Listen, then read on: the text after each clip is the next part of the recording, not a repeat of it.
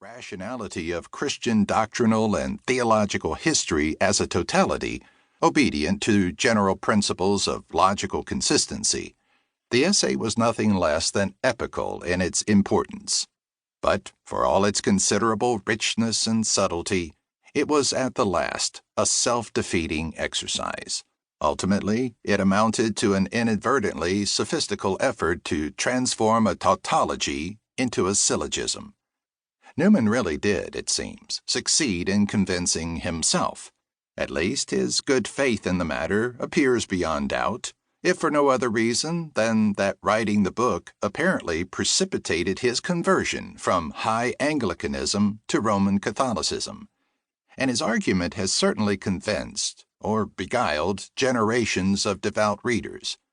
But the book remains little more than an illusionist's trick for all that. It retains its power to enthrall and persuade only so long as one studiously maintains one's willing suspension of disbelief and, so to speak, keeps one's seat. If, however, one instead sneaks backstage and peers at the performance from the wings, the stage machineries and sleights of hand become all too visible, and the enchantment evaporates. We must not let in daylight upon magic, as Walter Bagehot said. And Newman's essay, to the degree that it succeeds in convincing its readers, is a feat of magic through and through. This is not a complaint on my part, incidentally, nor is it to say that the argument Newman attempted was not worth the effort, or even that it was wholly fruitless. His essential intuition was correct, without doubt. Christianity claims for itself the status not merely of a revelation of God's nature, purposes, acts, and will for his creatures, but also of the one unique and unsurpassable revelation of these things. More outlandishly, it asserts, as perhaps no other putatively revealed creed has ever done, an essential identity between the particular historical events by which that revelation was vouchsafed and the content of what was thereby made known. Thus, the very category of tradition in Christian theological terms cannot be easily subsumed into any wider, more general category of religious tradition as such.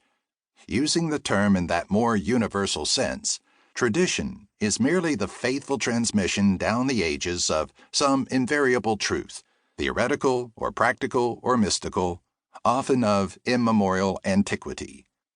The gospel, however, by its own account, is not simply a perennial wisdom delivered through, and so at the last severable from, the vehicle of the particular and local history in which it was first made manifest.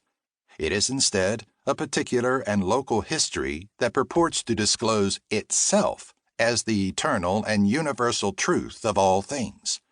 By its very nature, a claim that audacious cannot help but be marked by a kind of perilous, if captivating delicacy, a fragility that calls for the most tactful and careful application of hermeneutical art.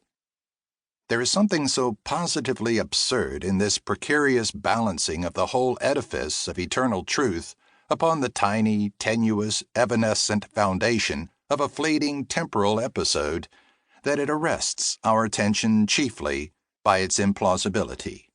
And then, too, of course, as Newman was obviously keenly aware, that episode can itself never be extracted from the flow of history, inasmuch as no historical event exists as a singularity. Its meaning, its very reality, is unveiled only through history itself, by all that came before and by all that comes after. If this were not so of the event of revelation, no less than of any other historical occurrence, that event would constitute nothing more than an impenetrable enigma, without antecedents or consequence, and so would be incapable of making itself intelligible in rational terms. True, the potentially interminable interpretive labor inaugurated by that event may necessarily have acquired ever greater and more exalted metaphysical dimensions over time, ever more comprehensive propositions regarding the frame of reality in the abstract or of existence in general, ever more ahistorical asseverations about being or nature or supernature as